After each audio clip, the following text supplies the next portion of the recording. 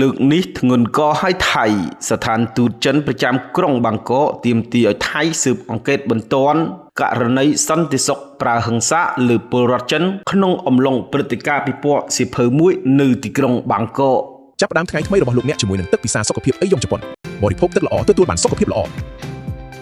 ប្រទេសថៃកំពុងរងការរិះគន់យ៉ាងធ្ងន់ធ្ងរជុំវិញការប្រើហិង្សាយ៉ាងព្រៃផ្សៃលើជនបរទេសក្រោយពេលដែលស្ថានទូតចិនប្រចាំទីក្រុងបាងកកបានចេញសេចក្តីថ្លែងការណ៍កាលពីថ្ងៃទី27ខែកក្កដាឆ្នាំ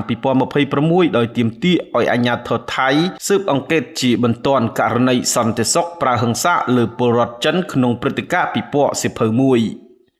ស្ថានទូតចិនបានចាត់ទុកសកម្មភាពបណ្តេញចេញដោយបង្ខំនឹងការប្រើកម្លាំងបាយនេះថាជាការប្រើកម្លាំងហួសហេតុនិងមិនអាចទទួលយកបានទោះបីជាក្រុមហ៊ុន GMM TV ដែលជាអ្នករៀបចំកម្មវិធីបានចេញមុខសុំទោសនិងសារភាពថាពិតជាមានការប្រើហិង្សាជ្រុលហួសហេតុពិតមែនក៏ដោយក៏វានៅតែបង្ហាញឲ្យឃើញពីភាពកំសោយនិងបរាជ័យនៃប្រព័ន្ធសន្តិសុខរបស់ថៃក្នុងការការពារភ្ញៀវអន្តរជាតិអ្វីដែលកាន់តែគួរឲ្យព្រួយបារម្ភប្រទេសថៃត្រូវបានគេមើលឃើញថាកំពុងក្លាយជាទឹកដីដ៏មានគ្រោះថ្នាក់បំផុតសម្រាប់ជនបរទេសដោយសារតែមួយរយៈចុងក្រោយនេះមានករណីធ្វើបាបយាយីនិងការសម្លាប់ផ្តាច់ជីវិតជនបរទេសកើតឡើងជាបន្តបន្ទាប់ដែលឆ្លុះបញ្ចាំងពីភាពអសន្តិសុខយ៉ាងខ្លាំងនៅក្នុងប្រទេសមួយនេះចាប់ផ្ដើមថ្ងៃថ្មីរបស់លោកអ្នកជាមួយនឹងទឹកពិសាសុខភាពអេយ៉ុងជប៉ុននេះគឺជាការធ្វើតេស្តឈាមរវាង10នាទីក្រោយងើបពីដំណេកពិសាកាហ្វេពិសាទឹកធម្មតានិងទឹកពិសាសុខភាពអេយ៉ុងជប៉ុនចរន្តឈាមក្រោយពីការពិសាទឹកសុខភាពអេយ៉ុងជប៉ុនមានដំណើរការរលូននិងគ្មានភាពស្អិតជាប់គ្នាឡើយ